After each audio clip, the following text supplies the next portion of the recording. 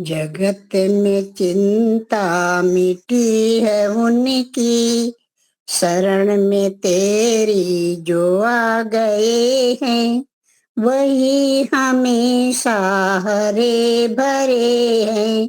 शरण में तेरी जो आ गए हैं, न पाया तुमको अमीर बनकर, न पाया तुमको अमीर बनकर, न समझा तुमको फकीर बनकर, न समझा तुमको फकीर बनकर।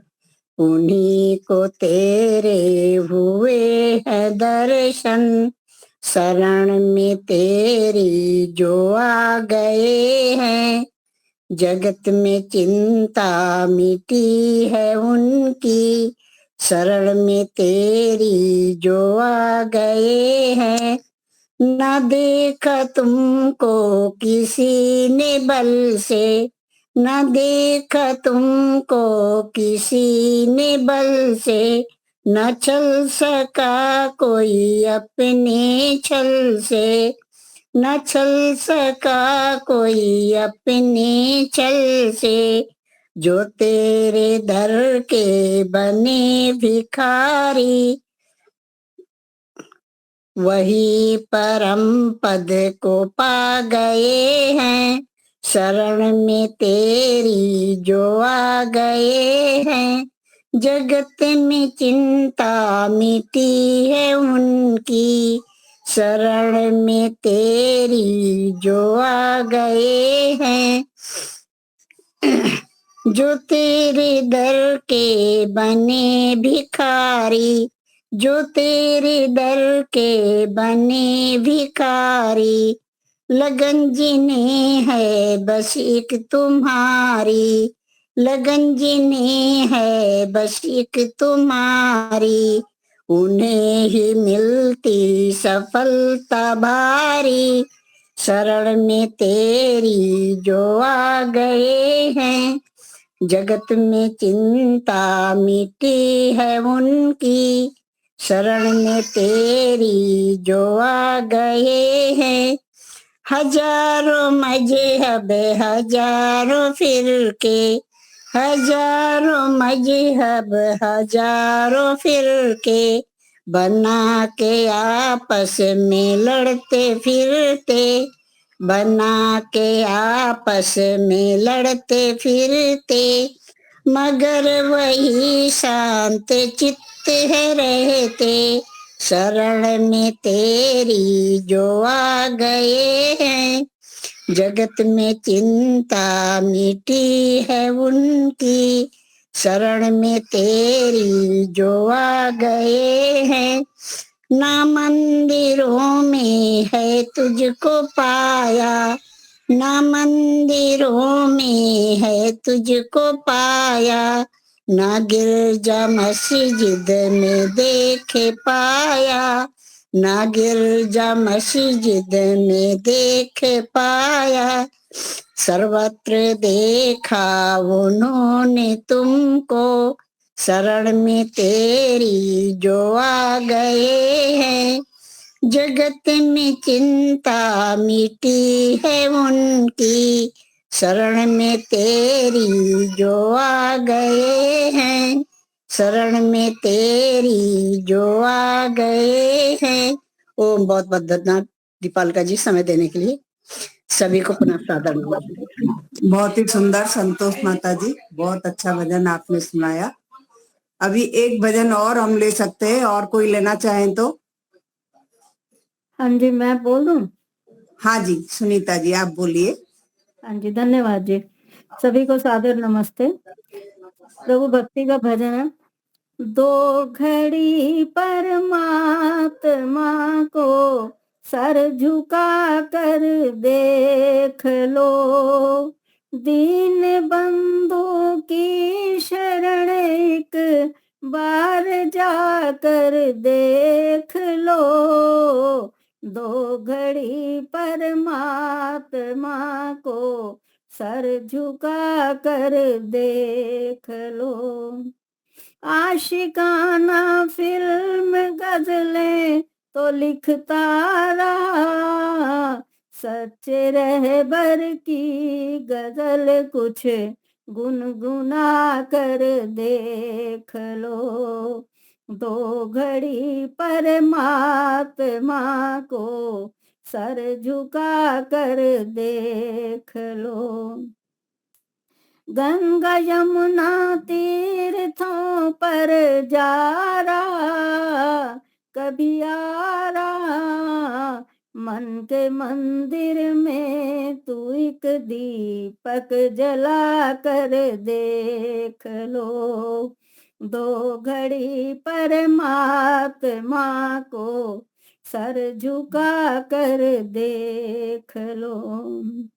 कौन सी उलझन ऐसी जिनको तू सुलझा रहा, उलझनों से अब तुझे दामन बचा कर देख लो। दो घड़ी परमात्मा को सर झुका कर देख लो। हो गया सो हो गया, आगे का कुछ तो ध्यान कर, फिर कोई नगमा मधुर बेमोल गा कर देख लो। दो घड़ी परमात्मा को सर झुका कर देख लो। दीन बंधु की शरण एक बार जाकर देख लो, एक बार जाकर देख लो। धन्यवाद भूषण जी, आपका बहुत बहुत धन्यवाद। धन्यवाद सुनीता जी। आज के हमारे वक्ता स्वामी वेद तीर्थ जी हैं लखनऊ से। तो स्वामी जी नमस्ते। नमस्ते स्वामी जी। आप को मैं आपको आमंत्रित करती हूँ, आप अपना विषय रखें। मैं सबसे पहले आप सबको नमन करता हूँ और आपसे निवेदन करता हूँ कि सब लोग एक बार मिलके गायत्री मंत्र का पाठ करके अपनी वाणी को पवित्र करेंगे। ओम भूर्भुवः स्वः तत्सवितुर्वरेण्यं भर्गो देवस्य धीमहि धियो यो नः प्रचोदयात्। एक वेद मंत्र है जिसको हम लोग सब लोग थोड़ा थोड़ा करके बोल के अपने को उसमें सम्मिलित करेंगे। तो मैं थोड़ा थोड़ा करके बोलूंगा, आप सब उसमें दोहराएंगे। सब लोग अपना माइक खोल के दोहराएंगे। ओम ओम सनः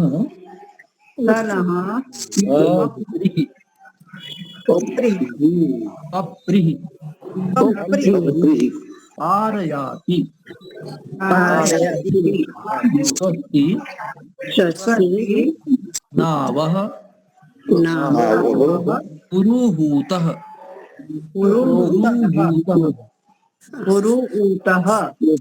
इंद्रो विश्वा अति दिशः। ये वेद मंत्र ऋग्वेद और अथर्ववेद दोनों में आया है। ऋग्वेद का इसका रेफरेंस है 8:16-11। इस मंत्र में प्रभु परमात्मा की स्तुति की गई है विभिन्न नामों से, विभिन्न गुणों से। जैसे सबसे पहले क्या कहा, स यानी वह, न यानी हम सब के लिए। तीसरा शब्द है पप्रिह। पप्रिह ये शब्द जो बनता है प्री पालन पूर्णयोः धातु है। जब मैं धातु की बात करता हूं तो आप ये समझिए, तो प्री यानी धातु का नाम है प्री, और उसका अर्थ क्या है, पालन पूर्णयोः। प्री धातु का अर्थ है पालन और पूर्ण करना। अब देखिए परमात्मा कैसे पालन करता है और कैसे पूर्ण करता है, विचार करें तो। अभी पहले जरा एक एक शब्द को देख के फिर थोड़ी गहराई पे उतरते हैं। फिर आ गया है पपरी, वो पपरी है, पालन और पूर्ण करता है। और फिर अगला क्या कहा, पार याति, वो हम सबको पार ले जाता है। किसके पार? इस दुखों के समुद्र से पार, भव सागर से पार ले जाता है।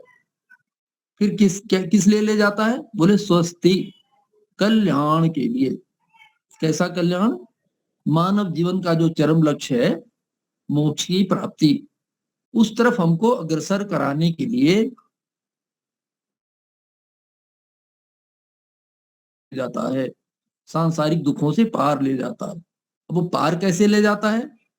तो अगला शब्द है नावह। जैसे नाव से पार करते हैं ना, नदी को पार करना हो तो नाव से पार करते हैं, समुद्र पे जाते हैं तो स्टीमर से जाते हैं, कोई न कोई वाहन होता है जिससे हम पार जाते हैं ऐसी स्थान पर जहां हम अपने पैरों से नहीं जा सकते। तो ऐसे पार ले जाने वाला वो प्रभु परमात्मा है। फिर क्या कहा, पुरुहूतः। ऐसा नहीं है कि केवल हम ही लोग उसको पुकार रहे, पहले भी जितने भी भक्त हुए हैं, जितने भी ज्ञानी हुए हैं, जो विचारशील हैं, उन्हें पता है कि वो परमात्मा ही इस पूरे ब्रह्मांड का बनाने वाला, ब्रह्मांड में हमको मानव का चोला देके पैदा करने वाला और हमको अपने वेद ज्ञान में बताने वाला वही है जो हमको ये कहता है कि हम इसके पार जाएं, यानी जन्म मृत्यु के बंधन से छूटें। पार जाने का तात्पर्य क्या है? आप देखते हैं अगर उपनिषद में सब पढ़ते हैं हम लोग तो उसमें दो मार्ग बताए जाते हैं, एक प्रिय मार्ग और एक श्रेय मार्ग। प्रिय मार्ग है जिस पर मनुष्य चलकर इसी संसार में बार बार पैदा होता है, फिर मृत्यु को प्राप्त होता है, फिर पैदा होता है, फिर मृत्यु को प्राप्त होता है। और श्रेय मार्ग है जिससे मनुष्य फिर इस मानव जीवन में सुकर्म करके, निष्काम कर्म करके, बेटे अभी क्लास करके बेटे देखते, तुमको बैठना हो तो बैठो शांति से, देखो बोलना नहीं। तो निष्काम कर्म करके एक तरीका ये, निष्काम कर्म की नौका ऐसी है जिससे हम पार जा सकते हैं।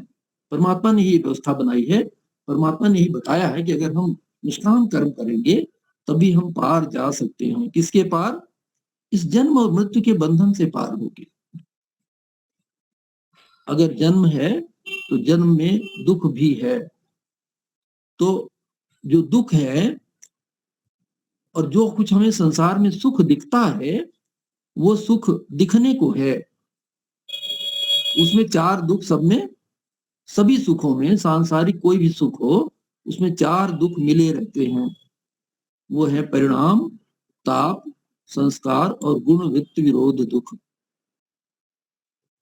तो ये जो दुख हैं सांसारिक सुखों में मिले रहते हैं और इन दुख की जो भव सागर कहते हैं ना, भव सागर, इस भव सागर से पार जाना, इसके पार जाने का एकमात्र मार्ग है परमात्मा से प्रार्थना करें और वो परमात्मा ही हमें इस भव सागर से पार ले जाएगा। कैसे पार ले जाएगा? हमको पकड़ के पार नहीं ले जाएगा। हम इस बात को समझें कि वो उसके पार ले जाने का तरीका क्या है। वो अपने वेद ज्ञान से हमें बताता है कि हम कैसे पार जा सकते हैं और उस तरह से उसके बताए हुए मार्ग से हम चलेंगे तभी हम पार जा पाएंगे। मार्ग क्या है? वो मार्ग ऐसा है जिसमें हम सांसारिक उपलब्धियों के चक्कर में नहीं पड़ते। सांसारिक प्रशंसाओं, सांसारिक उपलब्धियों के चक्कर में जब हम पड़ते हैं तो वो मार्ग हमें, वो प्रिय मार्ग है, वो हमें संसार में ही पुनः पुनः जन्म लेने और मृत्यु को प्राप्त होने के लिए बाध्य करता है। हमें क्या करना? हमें सांसारिक उपलब्धियों को छोड़कर पारमार्थिक परलोक की चिंता कर अपने जीवन से, ये जो लौकिक जीवन है इससे अच्छी तरह से, ऐसा नहीं है कि वो कोई ब्रह्मचर्य, गृहस्थ, वानप्रस्थ और संन्यास इस मार्ग का विरोध करता है, इस मार्ग का विरोध नहीं करता, पर इस पे क्रमशः चलते हुए हमें जब जिस आश्रम का लक्ष्य है तब उस आश्रम के प्रति हमारा जो कर्तव्य है, हमारी जो भावना है, हमारे जो कार्य हैं, वो कार्य हमें करते हुए चलना है। ऐसा ना हो कि हम गृहस्थ में आ गए, सामान्यतः यही होता है कि फिर टिल डेथ आदमी गृहस्थ में बना रहता है, फिर आगे जाने की नहीं सोचता, वानप्रस्थ में नहीं जाता। वानप्रस्थ में जाने का तात्पर्य क्या है? ज्ञान प्राप्त करना, अपनी इंद्रियों पे, मन पे नियंत्रण करना।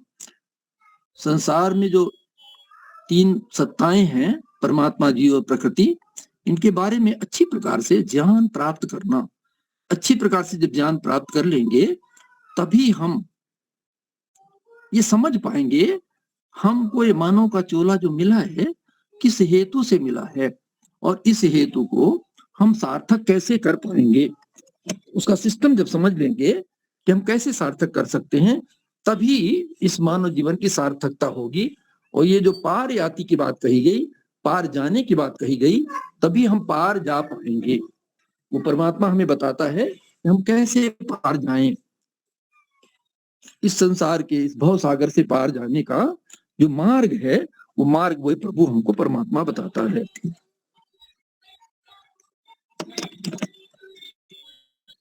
तो हमें उसी मार्ग पर चलते हुए निरंतर अपने मन को शुद्ध करना है, अपनी इंद्रियों पे नियंत्रण प्राप्त करना है, बुद्धि के माध्यम से विचार करते रहना है, क्या करणीय है, क्या अकरणीय है। परमात्मा ने वेद ज्ञान में क्या विधि बताया है। देखिए, दो प्रकार के ज्ञान होते हैं, एक होता है विधि और एक होता है निषेध। जैसे एक वेद मंत्र है, उसमें यह कहा गया, अक्षैर मा दिव्य कृषमित कृषस्व, यानी पास से मत खेलो, जुआ मत खेलो, खेती करो। खेती का तात्पर्य क्या है? प्रोडक्शन के कार्य में लगो, उत्पादन के कार्यों में लगो। धन अर्जन करना है गृहस्थ में तो वो भी आवश्यक है, पर वो जुआ खेल के नहीं, पासे खेल के नहीं। सकारात्मक कार्यों में जब व्यक्ति सकारात्मक कार्य करता है, प्रोडक्शन का कार्य करता है, उत्पादन का कार्य करता है, ऐसा कार्य करता है जो मानवता के भले के लिए हो, तो उससे जो लाभ मिलता है वो लाभ हमें संसार में न कर्म लिप्यते नरे, ऐसा कर्म जो निष्काम कर्म है वो हमको संसार के बंधनों में नहीं फंसाता। पार याति, वो हमें पार ले जाता है। परमात्मा की जो शिक्षा है, परमात्मा का जो आदेश है, उस आदेश का पालन करते हुए हम पार जा सकते हैं। तो ये बात इसमें, इस मंत्र में मुख्य रूप से कही गई। अब वो कैसे पार ले जाता है, और बहुत से लोगों ने उसको बुलाया है, पहले भी जिसको जिसको पार जाना हुआ वो परमात्मा को पुकारते हैं। क्यों पुकारते हैं? क्योंकि वो इंद्र है।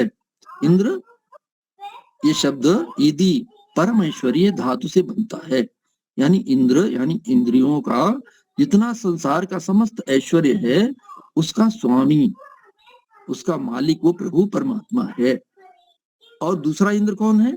हम सब आत्माएं, जो उसने इंद्रियां हमें दी हैं, ज्ञान इंद्रियां और कर्म इंद्रियां, उन इंद्रियों के हम स्वामी बने, तब हम इंद्र बन पाएंगे। तो जैसा वो इंद्र है, पूरे ब्रह्मांड में जितना कुछ ऐश्वर्य है, जितना कुछ आप देख रहे हैं, सूर्य, चंद्र, पृथ्वी, ग्रह, नक्षत्र, तारे, समुद्र, जल, नदियां, जितना भी स्रोत है, जितना हीरे मोती जवाहरात इस संसार में उसने कहीं समुद्र में, कहीं भूमि के नीचे लगा रखे हैं, ये सब का स्वामी वही प्रभु परमात्मा है। इसीलिए उसका नाम इंद्र है। इदी परम ऐश्वर्य, परम ऐश्वर्यशाली है, पूरे ब्रह्मांड का स्वामी है। पर हमको भी उसने इंद्र बना रखा है। इंद्र कैसा? इंद्रियों का स्वामी, हम अपने इंद्रियों के गुलाम ना बने, इंद्रियों के स्वामी बने। तो इसलिए कहा इंद्रो। फिर बोल विश्वा, जितने भी प्रकार के सब, विश्वानि दुरितानि परासुव कहा जाता है ना, विश्व यानी समस्त प्रकार के दुर्गुण दुर्व्यसन और दुखों के हमें दूर कर देगा। अति द्विषः, अति, अति यानी पार, अति हमें पार ले जाता है। द्विषः यानी द्वेष करने की भावनाओं से, जो द्वेष की भावना होती है ना, राग द्वेष मोह मद मत्सर, ये जो नकारात्मक भावनाएं हैं जो हमारे मन में आती रहती हैं। क्यों आती हैं? यह मिथ्या स्व स्वामी संबंध के कारण हम सोचते हैं हम ये शरीर है, और शरीर की जितनी आवश्यकता होती है, खाना पीना भोजन वस्त्र रहना गाड़ी बंगला, ये सब ये हमारी संपत्ति है। जबकि वास्तव में हम ये शरीर नहीं है। इस शरीर में जब तक आत्मा निवास करती है तब तक ये शरीर चलता है, फिरता है, खाता है, पीता है, काम करता है। अन्यथा जब आत्मा चली जाती है तो ये शरीर शव हो जाता है। फिर से भस्मांतम शरीरम ही कहा जाता है, भस्म करना ही कराना होता है। आप देखें, ये जो प्रभु का की व्यवस्था है, हमको शरीर ना दे अगर वो, तो आत्मा किस साधन से क्या करेगी? ये जो बात कही जा रही है कि कैसे पार ले जाएंगे, कैसे परमात्मा हमें पार ले जाएगा, कैसे उस इंद्र के, हम जो इंद्र हैं इंद्रियों के स्वामी, उस इंद्र परम ऐश्वर्यशाली प्रभु परमात्मा को पुरुहूतः, जिसने जहां जिसको हमसे पहले भी बहुत लोगों ने, असंख्य लोगों ने, जिनको अपनी मुक्ति अपेक्षित थी, जो श्रेय मार्ग के पथिक बने, जिन्होंने निष्काम कर्म करके परमात्मा की अमृतमयी गोद को यानी मोक्ष को चुना, जो इस संसार में जीवन और मृत्यु के चक्कर से बचना चाहते हैं, जो इस भव सागर से पार जाना चाहते हैं। इसलिए इसमें पार याति की बात कही गई। वो भव सागर से जो भी पार जाना चाहता है, ऐसे जितने लोग पहले हुए सब ने उसे ही पुकारा है। पुरुहूत, हम लोगों से पहले भी बहुत से लोगों ने जो इस भव सागर से पार जाना चाहते थे, उनको पार ले जाने का साधन परमात्मा ने हमारी बुद्धि दी है, मन दिया है। मन को ऐसा बनाया है प्रभु ने जो सत्व प्रधान है। मन एव मनुष्याणाम कारणम बंध मोक्षयोः। मन ऐसा है, अगर हम इस मन के वश में हो जाएं, मन के वश में होने का तात्पर्य क्या हुआ? मन सत्व रजस तमस, ये जो जड़ है पदार्थ, उनसे बना है। उसकी स्वाभाविक गति किधर है? सत्व रजस तमस से बने हुए दुनिया के साधनों के प्रति है स्वाभाविक गति। पर हमको मन को क्या करना है? इसकी स्वाभाविक गति जिन इंद्रियों और इंद्रियों के माध्यम से जिन सांसारिक विषयों में है, विषयों यानी शब्द स्पर्श रूप रस गंध, हम सुंदर शब्दों को सुनना चाहते हैं, मीठे मीठी वाणी सुनना चाहते हैं, कोमल स्पर्श को स्पर्श करना चाहते हैं, अच्छे रूप को देखना चाहते हैं, अच्छी गंध को सुनना चाहते हैं। और इस प्रकार से जो ये पांच इंद्रियां हमारी हैं, पांचों इंद्रियों के माध्यम से हम जो ये भोग करना चाहते हैं, इन पांच विषयों का, इससे परामुख होना है हमें। उपनिषद में कहा गया, प्रतिबोध विदितम मतम अमृतत्वम ही बंधते। वो अमरता का मार्ग, वो मोक्ष का मार्ग तब प्रशस्त होता है जब हम प्रतिबोध करते हैं। बोध का तात्पर्य होता है इंद्रियां जब अपने विषयों में जाकर जो भी ज्ञान प्राप्त कराती हैं, उसे कहते हैं बोध। और जब हम इंद्रियों को, मन को विषयों की तरफ जाने से रोककर ऊर्ध्वरेता बनते हैं, अपनी आत्मा में उस सर्वव्यापक परमात्मा का चिंतन करते हैं, अपनी आत्मा द्वारा उस सर्वव्यापक परमात्मा का चिंतन करते हैं, जिसने ये ब्रह्मांड बनाया, जिसने हमें ये शरीर रूपी साधन इस उद्देश्य से दिया है। हालांकि दिया तो हमारे पिछले जन्म के शुभ कर्मों के फल स्वरूप ही है, पर उद्देश्य इसका ये है कि मानव का चोला ही एकमात्र ऐसा चोला है जो उभय योनि है, यानी पिछले जन्म के जो अवशेष कर्म हैं जिनका भोग अभी हमने भोगा नहीं है, उनका फल भोग करना और नए कर्म करना। ये कर्म योनि भी है और भोग योनि भी है। और मानवेतर जितनी योनियां हैं, पशु पक्षी गधे घोड़े कुत्ते और ये पेड़ पौधे, ये सब केवल भोग योनियां हैं। ये कर्म नहीं कर सकते, ये कर्म उतना ही करते हैं जो हम लोग इनसे कराते हैं। यानी हम लोग कौन? हम मानव लोग। कुत्ता बिल्ली, कुत्ते को अच्छी तरह से ट्रेनिंग दी जाए तो वो चोर को पकड़ सकता है, पर वो अपने आप नहीं जानता कि उसे क्या करना है। उसे जैसा कहा जाएगा, जैसा बताया जाएगा, वैसा ही वो कर पाएगा। वो स्वतंत्र नहीं है। और स्वतंत्र कौन है? बोले मानव है स्वतंत्र। इसे ही ये तय करने का अधिकार है कि वो पार जाना चाहता है। इस वेद मंत्र में आया पार याति, यानी जो पार जाना चाहता है उसे पार कौन ले जाएगा? प्रभु परमात्मा का ज्ञान। प्रभु परमात्मा ने जो वेद ज्ञान हमें दिया, और वेद ज्ञान तो थ्योरी के रूप में है, पूरा ब्रह्मांड प्रैक्टिकल के रूप में है। ब्रह्मांड के कण कण को आप देखें, आप जिधर भी जाएंगे आपको प्रभु परमात्मा मुस्कुराता हुआ नजर आएगा। आप पेड़ के पत्तों को देखें, किसी पत्ते की डिजाइन गोल है, किसी की लंबी है, किसी की नुकीली है, एक तरफ खुरदुरा होता है, दूसरी तरफ मुलायम होता है, किसी का रंग एकदम गहरा हरा है, किसी का हल्का हरा है, किसी का पीलापन लिए हुए हरा है। जितने हरे पत्ते आप उठा के रख दें एक साथ, तो हर हरा अगले हरे से भिन्न है। परमात्मा ने, वो चित्रकार अजीब चित्रकार है, जिसने विभिन्न प्रकार के सत्व रजस तमस के विभिन्न परमुटेशंस और कॉम्बिनेशंस के माध्यम से ये पूरे ब्रह्मांड की रचना की है। और इस वेद मंत्र में जो बात कही गई कि वो पप्री है, प्री पालन पूर्णयो। दूसरी एक धातु और आती है, इससे बनता है ये पप्री प्रापूर्णे, ये भी धातु बनती है, इससे भी ये धातु बनता है। तो पूर्ण कैसे करता है? आप देखो, छोटा सा उदाहरण लीजिए। आप देखिए, हम लोग दिन भर कार्य करते हैं तो थक जाते हैं।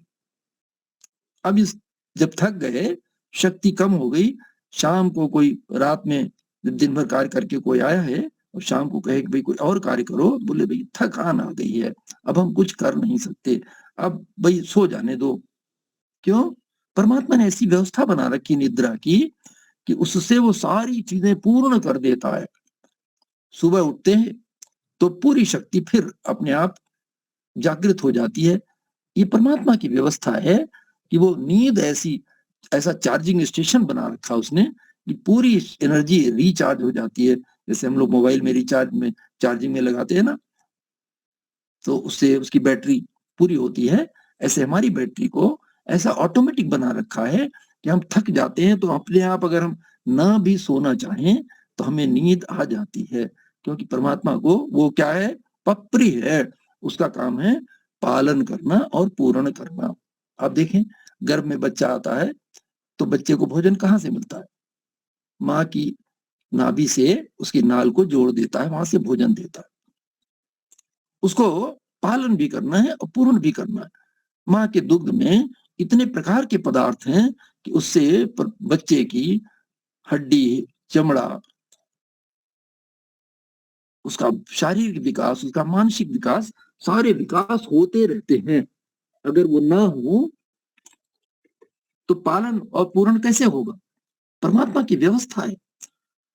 बच्चे को पैदा होने से पहले ही माँ के उर में इतना दूध भर देता है, इस तरह का दूध भरता है जिससे बच्चे की और विकास की जितनी अवस्थाएं हैं, बच्चे का शरीर बढ़ना है, हड्डी बढ़नी है, चमड़ा बनना है, रक्त बढ़ने हैं, पूरा शरीर ऑल राउंड डेवलपमेंट होना है, मस्तिष्क विकसित होना है, तो उसमें वो ऐसी ऐसे ऐसे विटामिन, मिनरल्स, प्रोटीन्स, सब चीजों ऐसा फिट कर रखता है जिसकी जितनी आवश्यकता है वो पालन भी हो और पूर्ण भी हो। जितनी जितनी कमियां होती हैं उसको पूर्ण करता है। आप देखें, इतने प्रकार के अन्न, इतने प्रकार के फल, इतने प्रकार के फूल ऐसा भर रखा है। आप देखो, इतनी वनस्पतियां, इतने पेड़ पौधे इसलिए लगा रखे हैं कि ये सब हमारे लिए ऑक्सीजन बनाए। क्यों? हम ऑक्सीजन का शोषण करते हैं, तो उसका पूर्ण कैसे होगा? तो पूर्ण करने का माध्यम बना रखा उसने। जहां कहीं भी मनुष्य होता है, जहां कहीं भी धरती है, बिना बोए भी बहुत सारे पेड़ पौधे उगे आते हैं। क्यों उगते हैं? परमात्मा की व्यवस्था है कि ये पेड़ पौधे उगकर हमारे लिए ऑक्सीजन बनाते हैं। और हम कैसी व्यवस्था बना रखी है, हमारा जो डाइजेस्टिव सिस्टम है उसमें हम जब खाते पीते हैं, वो जो भोजन करते हैं, तो वो पच के फिर हार्ट के पास जाता है और हार्ट को ये आदेश है कि वो पूरे बॉडी पार्ट्स में ब्लड को सप्लाई करे। पर हार्ट ने चेक किया रक्त को सप्लाई करने से पहले, तो देखा अरे इसमें तो कार्बन है, अगर हम कार्बन सहित ब्लड को सारे बॉडी पार्ट्स में सप्लाई कर देंगे तो सारे बॉडी पार्ट्स जो है वो खराब हो जाएंगे। तो बगल में लंग्स बैठे हुए हैं, परमात्मा की व्यवस्था है। तो लंग्स ने कहा हार्ट से, क्यों चिंतित हो भाई, परमात्मा ने हमको तुम्हारे पास इसीलिए बैठा रखा, ये ब्लड हमें दे दो, हम ये भी तुमको शुद्ध करके देते हैं। तो लंग्स ने बाहर से ऑक्सीजन लिया और ब्लड के अंदर जो कार्बन था उसको मिला के कार्बन डाइऑक्साइड बनाया और नासिका रंध्रों के माध्यम से, नासिका की छिद्रों के माध्यम से उसे बाहर निकाल दिया। बोले ये मिस्टर हार्ट, अब लो ये तुम्हारा ब्लड प्योर हो गया, now you can supply to all body parts, अब कोई बॉडी पार्ट्स खराब नहीं होंगे। ये व्यवस्था ऐसी बना रखी है पालन करने की, पूर्ण करने की।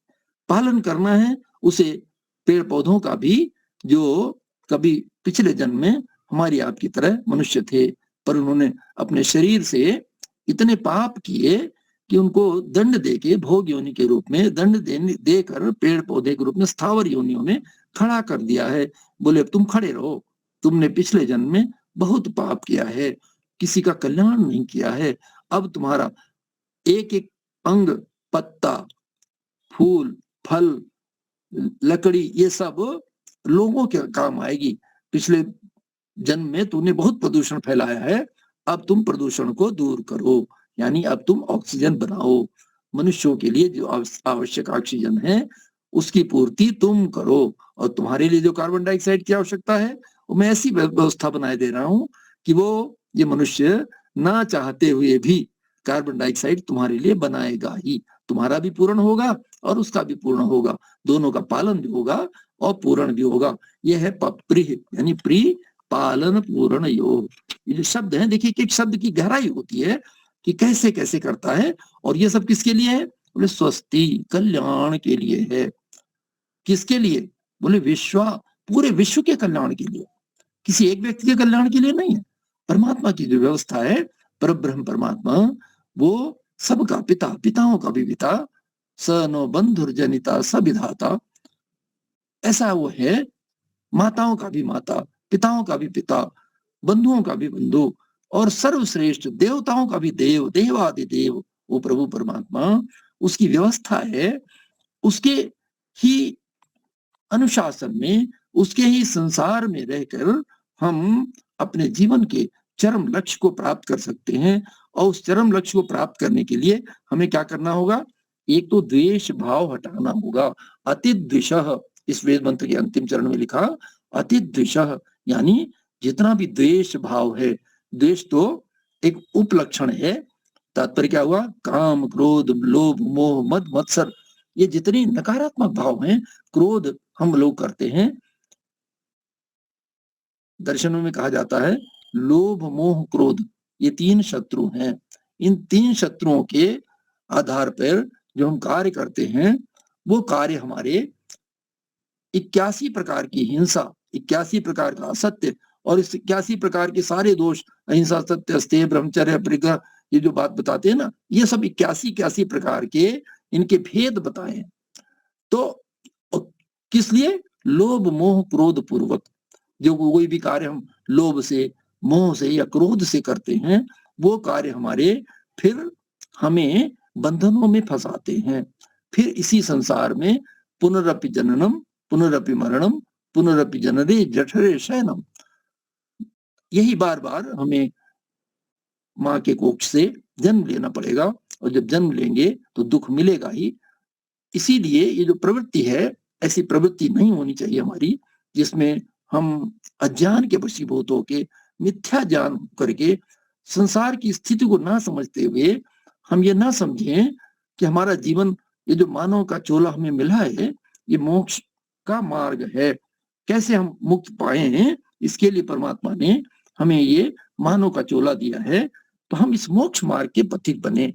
मोक्ष मार्ग का पथिक बनने के लिए ये आवश्यक है कि हम अपने को, अपनी हकीकत को, हम क्या हैं, हम ये शरीर नहीं है। आए दिन जब कोई मनुष्य की मृत्यु हो जाती है तो हम देखते हैं ये शरीर तो पड़ा है, पर लोग कहते हैं कि बड़े अच्छे आदमी थे, जाते रहे। अरे ये पड़े तो हैं? बोले ना, ये तो मिट्टी है, वो तो गए। तात्पर्य क्या है? प्रभु हमको रोज बताता है कि देखो बच्चे, तुम ये वो नहीं हो जो तुम दिखते हो। ये शरीर जो दिखता है ये तो तुम्हें मैंने साधन के रूप में दे रखा। किसके लिए साधन के रूप में? साधन किसके लिए होता है? कोई न कोई साध्य वस्तु होगी, कोई न कोई साध्य लक्ष्य होगा। वो साध्य लक्ष्य क्या है? वो इस वेद मंत्र में कहा गया, पार याति, हमें पार जाना है। किसके पार जाना है? इस जन्म मरण के बंधन से पार जाना है। कितने दिनों के लिए पार जाना है? बोले 36,000 बार सृष्टि और प्रलय होगी तब तक हम इस जन्म मृत्यु के बंधन से पार चले जाएंगे। तब तक हमारा जन्म नहीं होगा, ना हम जन्मेंगे, न मृत्यु होगी, ना शरीर मिलेगा, ना शरीर छूटेगा। तब तक परमात्मा के आनंद में, उसकी शक्तियों को लेकर पूरे ब्रह्मांड में अव्याहत गति से जहां चाहेंगे जा सकेंगे। अभी तो कहीं जाने के लिए हमें कुछ साधन की आवश्यकता पड़ती है। कहीं पैदल जाते हैं, कहीं मोटरसाइकिल से जाते हैं, कहीं कार से जाते हैं, कहीं यान से जाते हैं, कहीं वायुयान से जाते हैं, कहीं जलयान से जाते हैं। और चंद्रमा पर जाने के लिए तो सैटेलाइट वगैरह डाले जाते हैं, एक से एक अलग चंद्रयान। तो यहाँ क्या है कि विभिन्न यानों की आवश्यकता नहीं है, यहाँ है पार याति। परमात्मा हमें इस भव सागर से पार करा सकता है, तब करा सकता है जब हम उसकी इस बात को समझें, उसके वेद ज्ञान को समझें। उसमें जो ज्ञान दिया गया है कि हमें क्या करना है, तो हमें क्या करना है? हमें करना है अतिद्विषः, द्वेष भावना से ऊपर उठना है, यानी सबके प्रति प्रेम भाव रखना है। मन से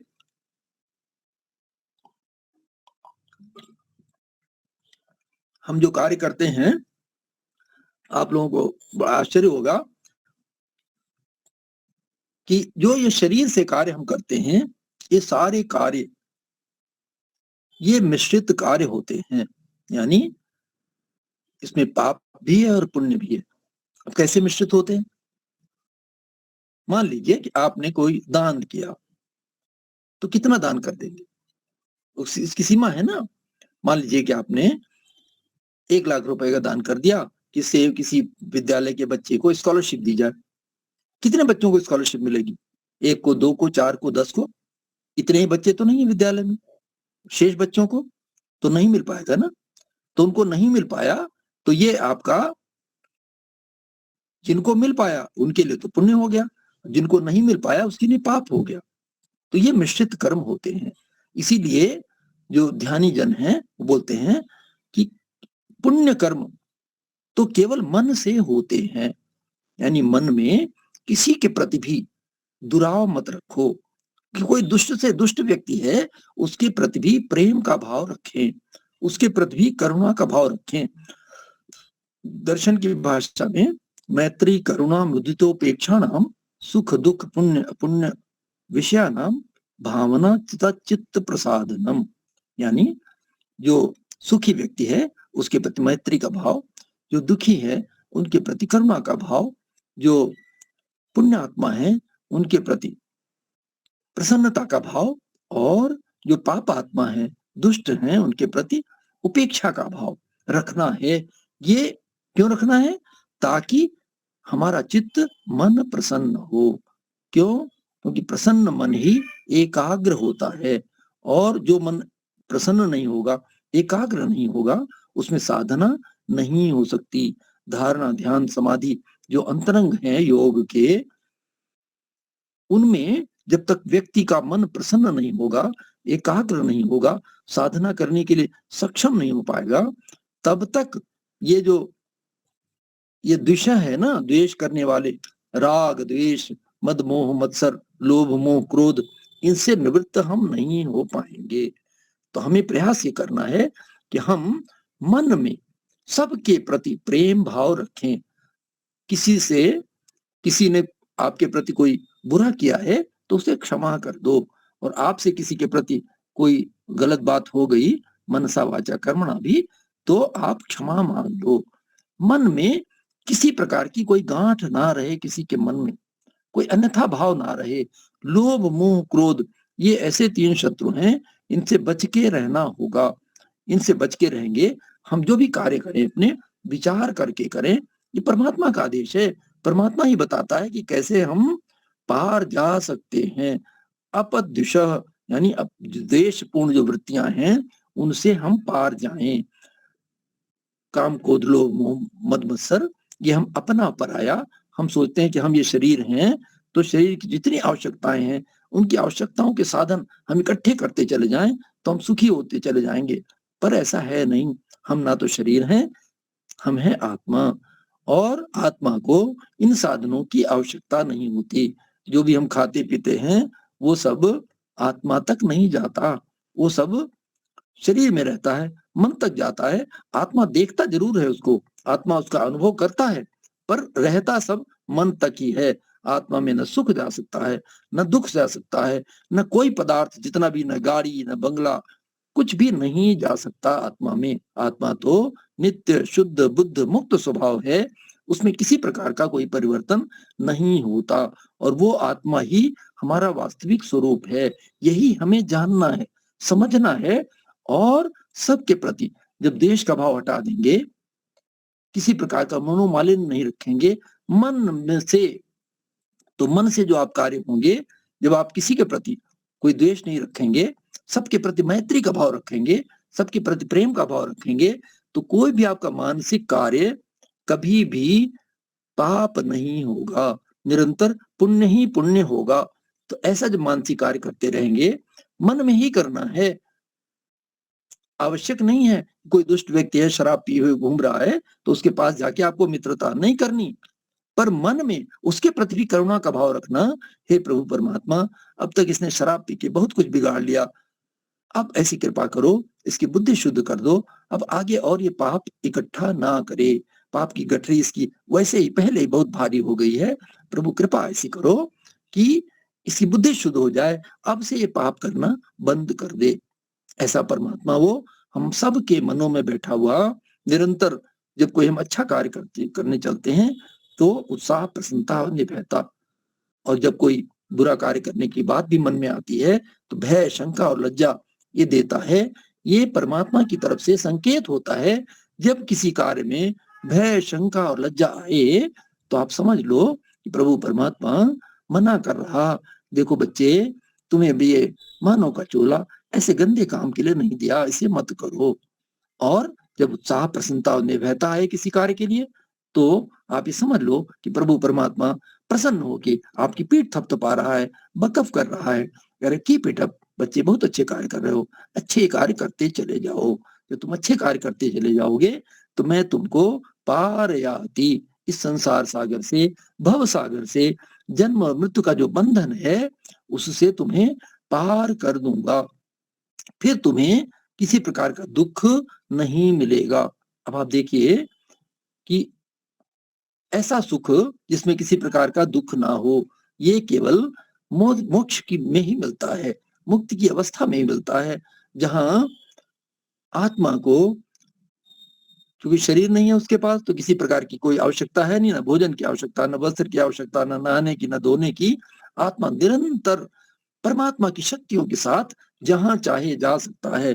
जितनी गैलेक्सीज उसने बना रखी परमात्मा ने, किसी भी गैलेक्सी में टहल घूम के आ सकता है कि किस गैलेक्सी में क्या हो रहा है, कहाँ प्रलय हो रहा है, कहाँ ये जन्म हो रहा है, सृष्टि हो रही है, कहीं सृष्टि और कहीं प्रलय, ऐसे चलता रहता है पूरे ब्रह्मांड के डिफरेंट गैलेक्सीज में जो परमात्मा ने बना रखा। तो उन गैलेक्सीज में जाके जा सकता है। उसका मन हुआ कि चलो सूर्य की नाभि का टेम्परेचर लेके आए, तो वहां भी जाके देख, टेम्परेचर नाप के आ गया 36,000 डिग्री सेंटीग्रेड वहां का टेम्परेचर है।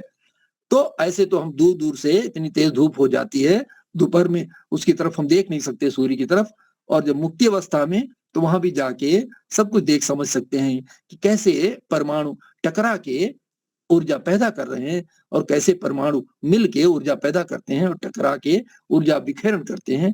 तो फिशन और फ्यूजन का काम कैसे हो रहा है, चंद्रमा में कैसे उसकी चांदनी से परमात्मा हमारे लिए अन्नों में, वनस्पतियों में, फलों में रस भरता है और सूर्य की ऊर्जा से उसको पकाता है ताकि हमारा वो और उसमें जितने भी विटामिन, मिनरल्स, प्रोटीन, कार्बोहाइड्रेट जितना भी कुछ बनाया उसने भरा परिपक्व हो जाए ताकि हमारे शरीर के लिए जितना आवश्यक तत्व है वो मिलता रहे।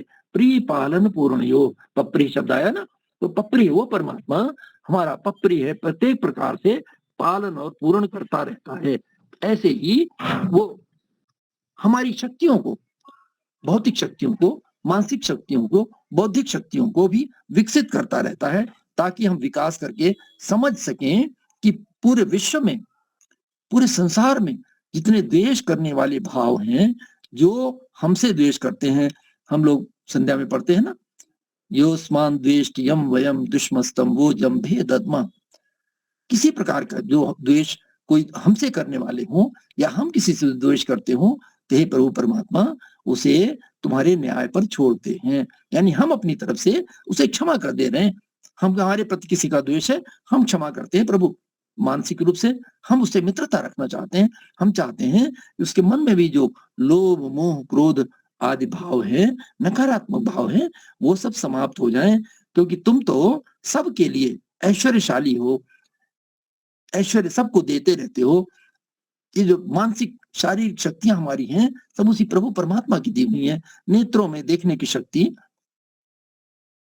घ्राण इंद्रिय में सूंघने की शक्ति, त्वचा में स्पर्श की शक्ति और हमारे कर्ण इंद्रियों में सुनने की शक्ति, मन में, बुद्धि में विचार करने की शक्ति, मन में संकल्प विकल्प करने की शक्ति, बुद्धि में निर्णय करने की शक्ति। तो जो श्रवण मनन निधिध्यासन और साक्षात्कार, ये 4 स्टेप्स हैं ज्ञान के और इससे पार जाने के, इस संसार सागर से पार जाने के, ये जो 4 स्टेप्स हैं, इसको सुने हम, परमात्मा के वेद वाणी को सुने, उस पर मनन करें और मनन करने के बाद ये चिंतन करके ये निर्णय हो जाए कि निर्णय क्या है। वो निर्णय ये है कि हमें संसार से पार जाना है।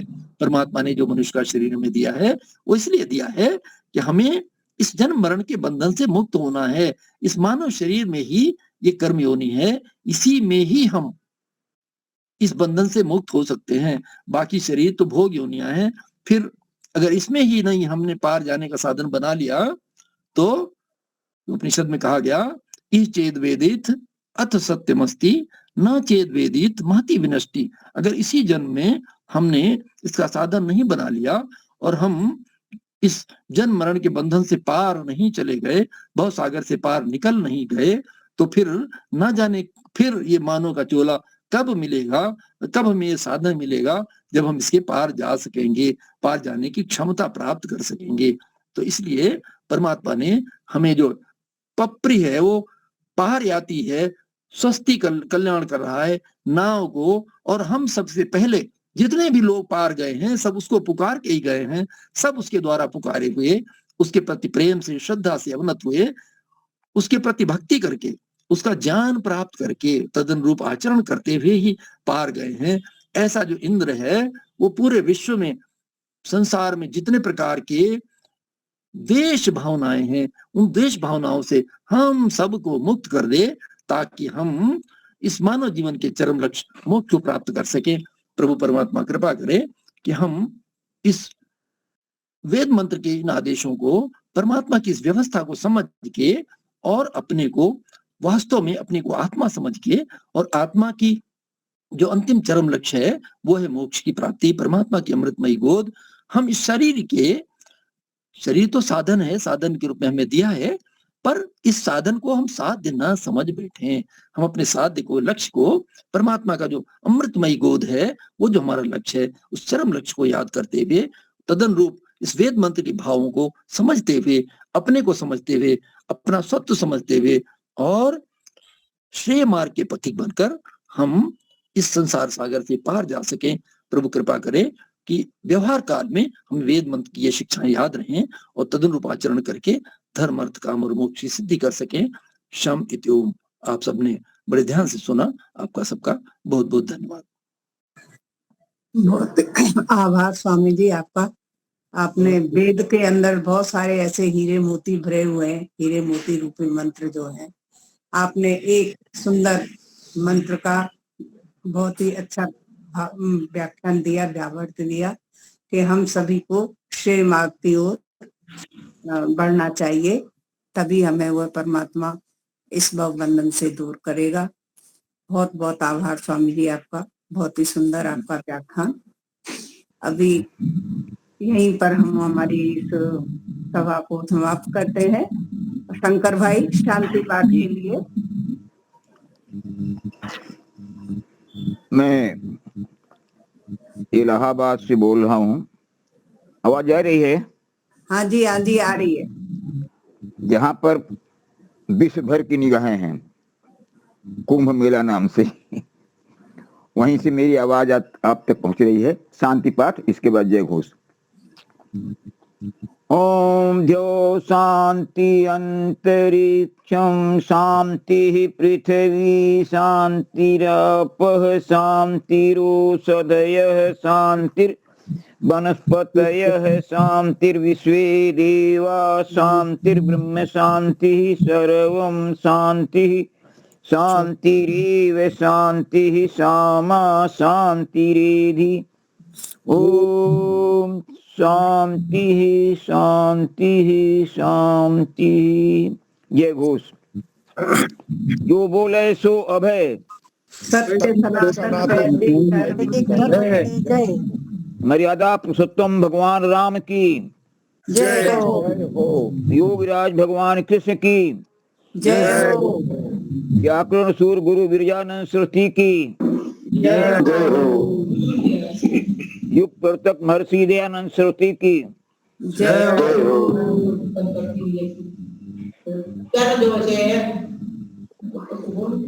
वेद की ज्योति, ओम का झंडा, आर समाज, अमर सत्यार्थ प्रकाश, घर घर पहुंचे। प्रणव ध्वनि।